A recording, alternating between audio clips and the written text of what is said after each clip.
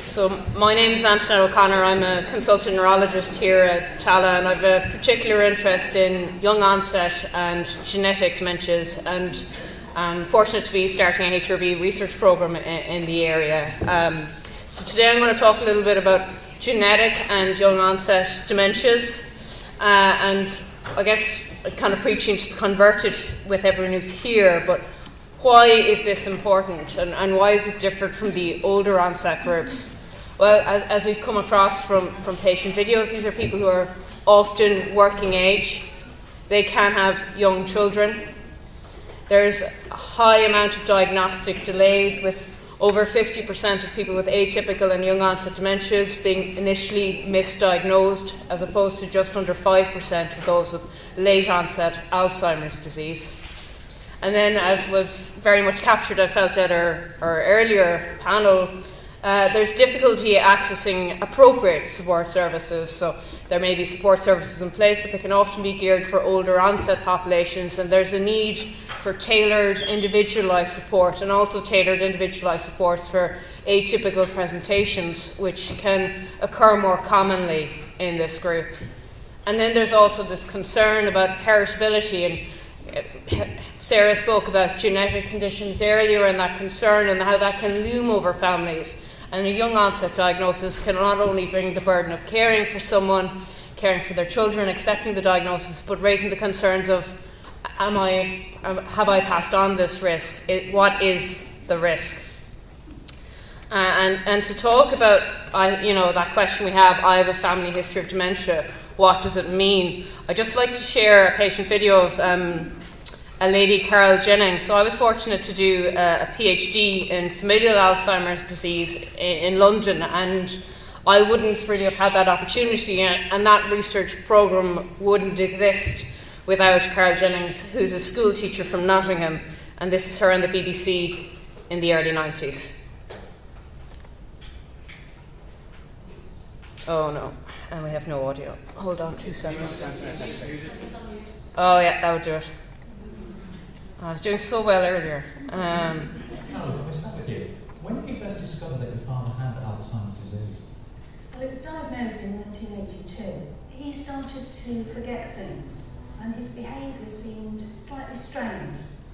My mother went to the doctor, and they in fact said, well, this is Alzheimer's disease. And then in 1983, my aunt, his sister, was diagnosed, and then the following year, my uncle. I started to think, gosh, this is 3 people in one family. It seems that this is just more than a coincidence. There must be something more to this. And I was sure there must be somebody somewhere who would be interested. In 1987, I was at St Mary's Hospital Medical School in West London. Nobody knew the causes of Alzheimer's disease. It was just seen as an inevitable consequence of aging. It was not genetic. We wrote in the Alzheimer's Society newsletter and asked people if they had Alzheimer's disease in their family, if they had more than one case, could they write to us? And the letters immediately started to come in. Carol had drawn her family tree. So we could see there were 6 affected living individuals, and they had all developed the disease in their mid-50s. I thought we could use a family like the Jennings family to really identify the genetics of Alzheimer's disease. It took almost 4 years of research. So what I think that nicely captures, and Carol's very nicely drawn family tree, which is just still used to be in a folder over my desk in Queen Square, was that you need to take caution with genetic or with diagnostic labels. So we saw there in one of the pictures of Carol's uncle has nervous disorder. And that's not an uncommon story, and we often have people who came to me who had familial dementia had gone to that story of initially being told this is anxiety, you're just nervous, and actually there was an unfolding degenerative condition. And that, whatever we have now and where there's increasing awareness, with preceding generations, in particular, people were misdiagnosed. We really need to take those diagnostic labels with caution and really probe with not only taking an individual's history, but also their family history. And psychiatric history, actually probe into what was the age at onset, what was their age at death, what were the initial symptoms, was it memory-led, was it personality-led, and that can really inform your further diagnosis. Were there additional neurological features like seizures? Was there a problem with the walking?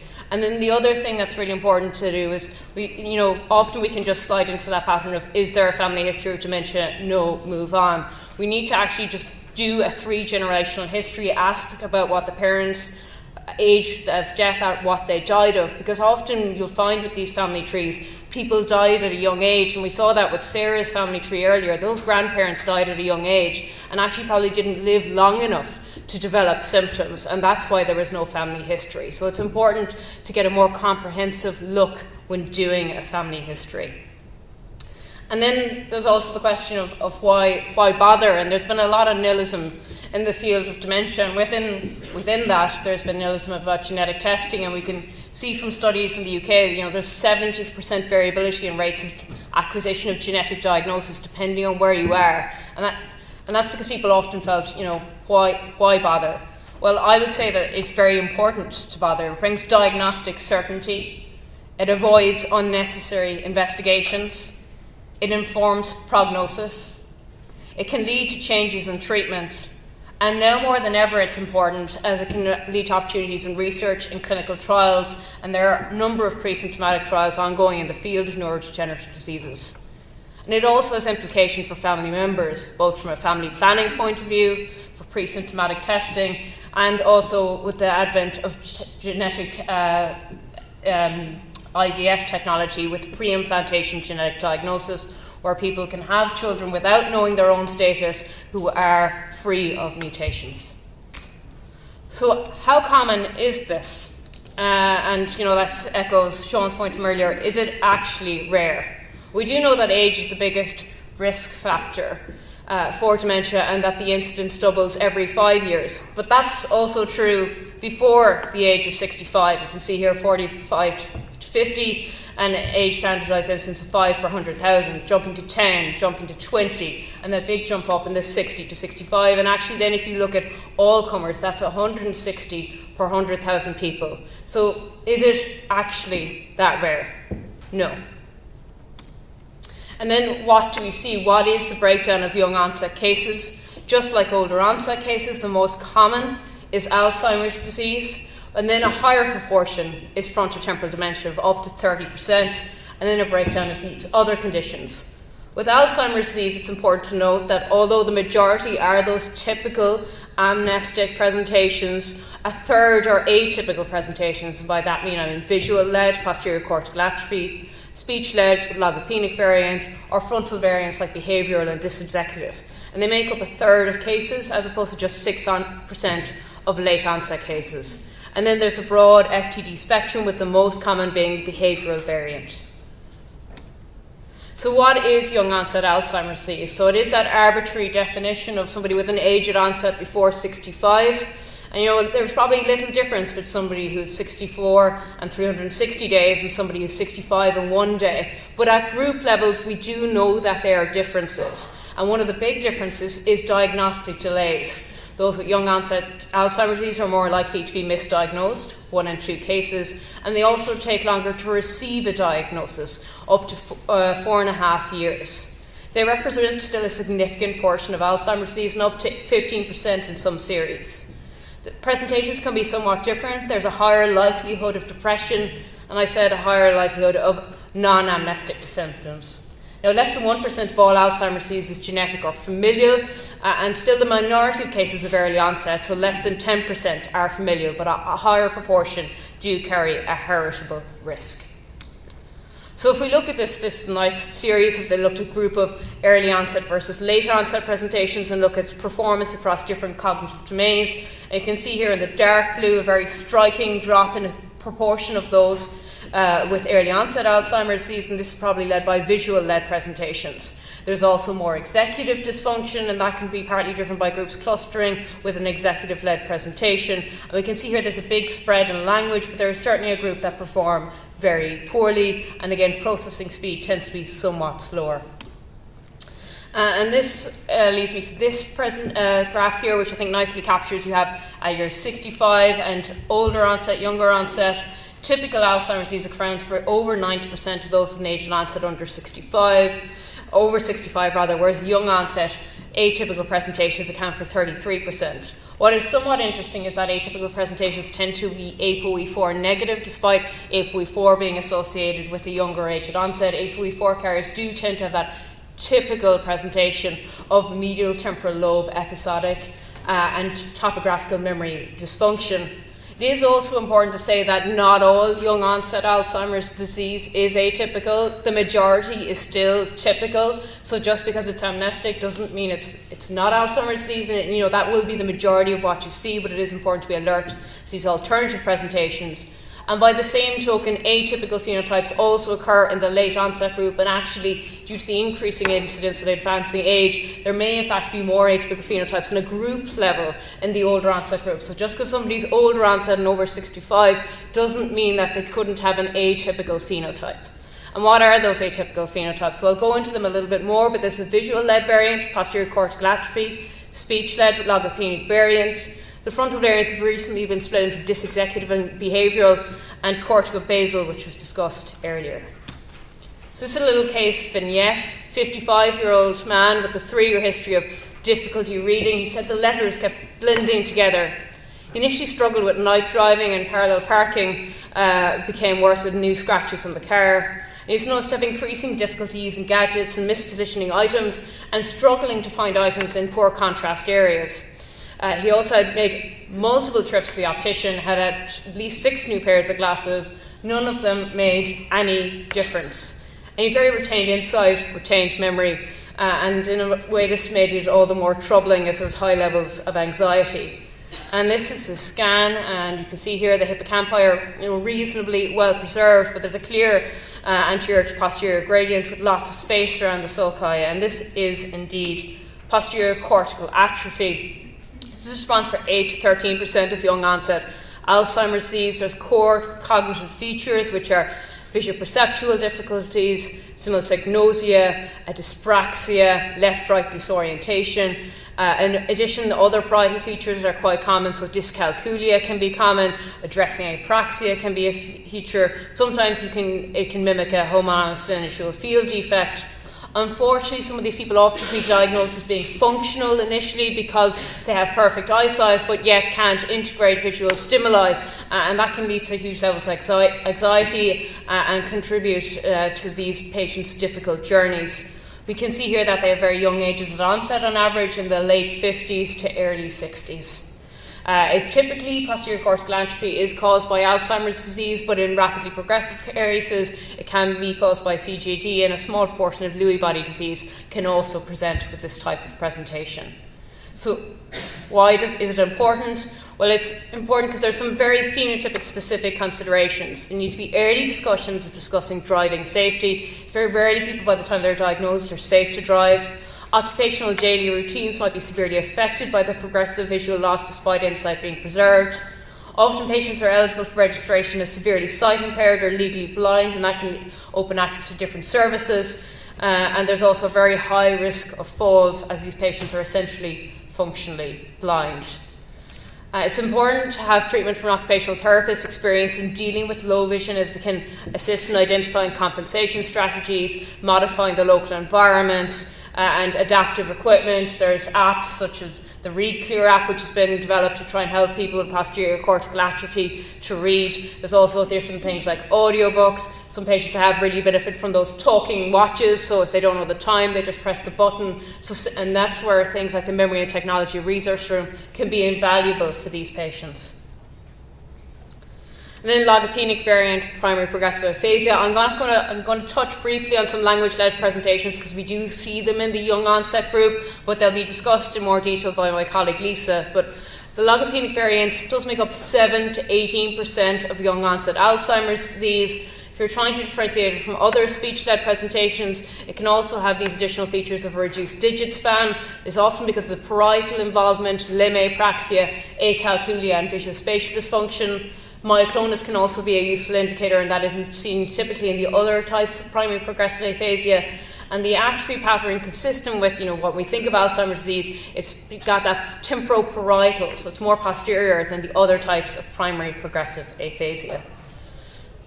So some clinical pearls. These patients do not always perform poorly on language scoring. So I know the first patient I diagnosed in Tallaght, who had logopenic variant primary progressive aphasia, scored perfectly on their language domain in the ACE. So naming can initially be quite preserved. The sentences in the ACE are overlearned and very short. So it always take the time to listen to the patient, listen to their speech, and that's actually where a lot of the diagnostic clues can be. And actually, sometimes patients can be reasonably fluent. So just because the patient is speaking fluently, just really do probe, are they lacking that proper noun? And then the other question is, people say, well, I diagnosed it's a language-led problem. It's a primary progressive aphasia. Why do I need to subtype it? Well, it's really important from the point of treatments, because logopenic variant is caused by Alzheimer's disease, and these patients benefit from cholinesterase inhibitors, whereas the other types of primary progressive aphasia often do worse on cholinesterase inhibitors. It's also important for prognostication. The timing of bulbar difficulties and swallow difficulties are different across the different conditions. So it's really, and also the lifetime and the progression is also different.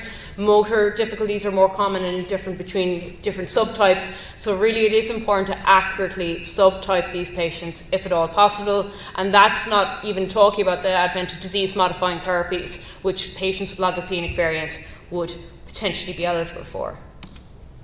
Again, phenotype-specific considerations. This cohort of patients often have a lot of anxiety, partially due to their communication difficulties, partially because initially they kind of also retained insight. So it's really important to have non-pharmacological therapies and speech and language therapies to maximise their independence and lessen that sense of frustration. And then dysexecutive and behavioural variant Alzheimer's disease. It's probably 2% of early onset Alzheimer's disease. Potentially it's more. There's only been a recent development of the diagnostic criteria, which has led to difficulties in accurately ascertaining how frequent this is. The average age of diagnosis, again, we see under 65, age 62.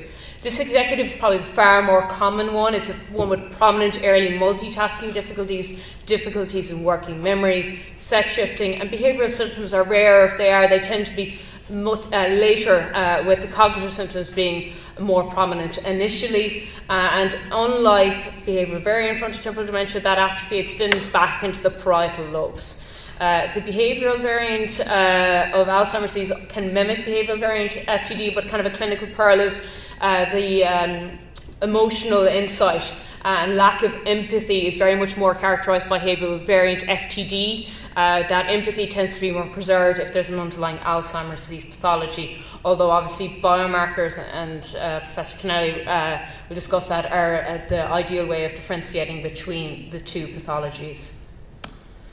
So when is Alzheimer's disease genetic? So less than 1% of all Alzheimer's disease, and probably somewhere less than 5 to 10% of all the young onset. It's caused by fully penetrant mutations in pre-SNIL1, pre-SNIL2, and APP. And by fully penetrant, that means if one lives long enough, one will develop the condition. The majority is caused by pre-SNIL1, and that typically has an age of onset between 30 and 60, with a slightly later age of onset for APP mutations, typically your mid-40s to mid-60s. What is striking about these conditions in familial Alzheimer's disease is the reasonably consistent age at onset between successive generations. And if we think back to Carl Jennings' family tree, it was remarkably consistent. Individuals in that family started developing symptoms in their mid-50s and almost always had a dementia diagnosis by the age of 60. So that kind of robust, consistent age onset across successive generations really should make you think, oh, maybe this is genetic. And the other thing that stratifies risk is, the family history. How many individuals? So if you've got at least 3 individuals from 2 generations, or at least in general 3 affected relatives, that means that there's a high risk that there might be an underlying genetic condition. With a single affected relative, it's somewhat dictated by the age of onset, with an age under 65 being associated with a slightly higher risk. Again, something that's been touched on already, family history of dementia is not mandatory. We need to treat those diagnostic labels with caution. Often people have been diagnosed with things like schizophrenia, anxiety, nervous disorder, or in the Irish context, they took to the bed. There's also the question of censored and variable penetrance. So some of those cases, particularly the APP mutations, at kind of a slightly later age of onset into late 60s and late 70s. Some individuals may have not lived long enough to express symptoms. De novo mutations, so mutations becoming starting anew in a family, occurs in around 7% of familial Alzheimer's disease cases with an onset before 51. And then there's also the question of non-paternity. So this is a nice study that compared sporadic early onset dementia from dominantly inherited Alzheimer's disease. And we can see actually that typically familial Alzheimer's disease does present with an amnestic-led presentation. The non-amnestic phenotypes that are described are typically behavioural or logopenic. Posterior cortical atrophy is very rarely, and in fact I would say has never properly been described in the familial Alzheimer's disease population. So if somebody has a PCA phenotype, you can be reasonably reassured if it's a pure PCA phenotype that it's not genetic. Then what is interesting is that those with familial Alzheimer's disease do have a slightly higher predominance of motor symptoms, and we can see that here. What do I mean by motor symptoms? Well, 50% of patients have myoclonus, and that's important to identify because it's often a harbinger of seizures, so you would want to be vigilant with those patients and give them seizure safety advice. And also patients often tend to have kind of quite brisk reflexes, but the planters tend to be downgoing, and that can often be a useful indicator of a pre-senilin 1 mutation. And this is some nice work we did with the dominantly inherited Alzheimer's network data set, which showed that neuropsychiatric symptoms are very prominent and can be the first presenting symptoms. So up to 15% of people with familial Alzheimer's disease had neuropsychiatric symptoms as the first symptom, with anxiety, depression and apathy being the leading symptoms. So important to be vigilant of that.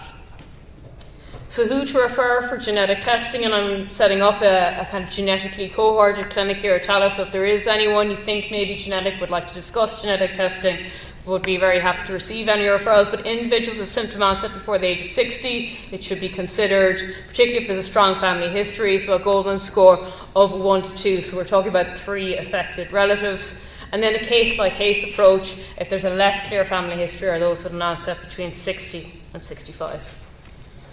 Now on to frontotemporal dementia. So there's a broad spectrum of clinical presentations across frontotemporal dementia and a broad spectrum of pathologies. They can be behavioural, so behavioural variant frontotemporal dementia, language-led, which are semantic variant or non-fluent variant, and motor-led presentations like corticobasal, progressive supranuclear palsy, or the FTD motor neuron disease overlap. In some case series, up to 75% of cases occur before the age of 65, although more recent series would suggest that it might be slightly less than that. Again, a common theme with the young-onset cohort, that diagnosis is often delayed, so 50% diagnosed after seeing 2 physicians and 20% diagnosed after 3 years. This is a nice way to look at sex and age-specific incidence, and we do see that, this starts to creep up in age-specific incidence from mid-40s, but there is, a peak actually around the age of 65 to 70, so frontotemporal dementia can occur in the older onset population, and just because somebody is over 65 doesn't mean that they don't have FTD. What's the genetic risk? So 1/3 is estimated to be familial, with heritability varying across the phenotypes. So the highest risk of genetic predisposition or an underlying mutation is in the behavioural variant presentation, and the 3 most common mutations in the Irish and UK context is C9orf72, which is over 40%, then you've got MAPT, and then granulin. And how do they present? Well, MAPT, and again we can see across all of them really, that behavioural variant is the most common presentation, but some of the granulin carriers can present with a mixed PPA, so if it's an atypical PPA, it is worth considering granulin. And then this touches a little bit on the age at onset, so MAPT tends to have a slightly younger age at onset, and this in turn leads to a high 100% penetrance, whereas with granulin and C9orf72 there's a spread of age at onset, which means there is some reduced penetrance in these conditions. So how does it present? So behavioural variant frontotemporal dementia, there's early impairments in social cognition.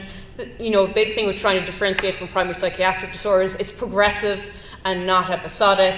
It's a departure from the baseline personality, and I think we heard some of that earlier in our patient video. Cognitive impairment and imaging may be reasonably normal at the onset, so just because the scan doesn't show any atrophy, it doesn't necessarily mean that it's not frontotemporal dementia, and in particular some of the C9orf72 carriers can have reasonably minimal atrophy. The behavioural features are heterogeneous, and the really important thing here is with all cognitive histories is an informant, because they give you a true insight into the behavioural change. Some of the behavioural disposition, you can have people approaching strangers. I've had patients brought in by the guards because they were coming up to children in the school playgrounds, rude comments, impulsivity. Apathy, again, is quite common with loss of interest and motivation. Loss of empathy is a very characteristic feature. And then strict rituals or compulsions, so counting steps, clock watching. I had one gentleman who always went out and picked up every leaf in his garden, which kept him occupied for many hours. And then hyperorality. Cognitive impairment particularly tends to be executive, so difficulty with multi-step planning, difficulty with task completion. How do we manage it? So it's a targeted symptom approach at every visit, looking at behaviour, mood, sleep, language and motor functioning. There's no specific pharmacological treatments, and thus you targetedly manage symptoms at each visit. It's important with these populations to go for the lowest effective dose, and also to consider down titration of medications over time as tolerated and indicated.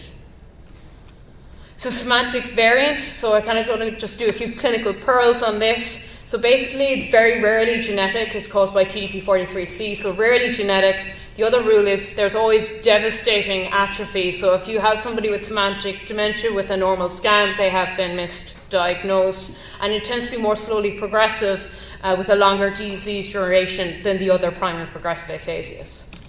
With the non-fluent variant, again, higher proportions can be genetic than semantic variant, but tends to be uncommonly genetic. Dysphagia tends to occur reasonably early in the course, as does behavioural change, and because there is often most commonly an underlying tauopathy, most motor features can occur early. Then when to do genetic testing in primary progressive aphasia, so really in semantic variant or non-fluent variant, only consider genetic testing if it's young onset and a suggestive family history, whereas if there's a mixed atypical PPA phenotype, it is worth having a lower threshold for genetic testing or referral for consideration of genetic testing because of the possibility of a granulin mutation, so that's worth keeping in mind. So who to refer for genetic testing if frontotemporal dementia? This is a nice little algorithm. So basically, because the high risk of heritability in the behavioural variant, all those patients, it's worth considering pursuing a referral for genetic testing. Again, high levels of heritability in the FTD motor neuron disease overlaps, so they should also be considered for genetic testing. And then with the other types of presentations, only in the presence of a strict suggestive family history or an atypical mixed PPA phenotype. And then what about pre-test genetic testing? This is not a test to be entered into lightly and has implications not just for the individual, but for the family member. So it's important that patients have dedicated counselling appointments with a sufficient allocated time to go through the implications, discussing what the inheritance pattern is, the concept of penetrance, setting expectations around turnaround times, and the implications of what the results may be. It's important to stress that a negative result doesn't necessarily mean it's not genetic. New genes are discovered all of the time. It's also discussed the insurance implications for family members, as this will enter the family history record if there is a positive diagnosis. And a special consideration with our neurodegenerative cohort is to whom will the results be returned if the proband has lost capacity or passed away by the time there is a result. This is a paper we published in Practical Neurology, which goes through genetic testing in dementia in a bit more detail, and if anyone has any particular interest, I hope it's a useful resource. And then I just want to close with a picture of Carl Jennings, who sadly has now passed away. This is her son, John, who was the first person I met when I started the familial Alzheimer's disease research program. And it's thanks to her that we're nearer than ever, I think, to really having an evolution in dementia treatments. John is part of the denominator Alzheimer's Network prevention trial. So this is a trial of therapeutics for people who do not have symptoms, and that had a previous smaller study which showed really promising results. Now, it's a rare condition, so it wasn't sufficiently powered, but some individuals in that study had not displayed symptoms despite being 10 years over their age at onset. So this is a really exciting area, and I would be very hopeful for those genetic individuals who are at risk that there will be really meaningful therapies in the future. So we really need to recognise these groups so that they can be avail of what I hope to be life-saving treatments that are hopefully around the corner. And I would like to just thank Carol Jennings, because without her and the mutation that was discovered as a result of her drawing that family tree, these things wouldn't be possible. So, thanks.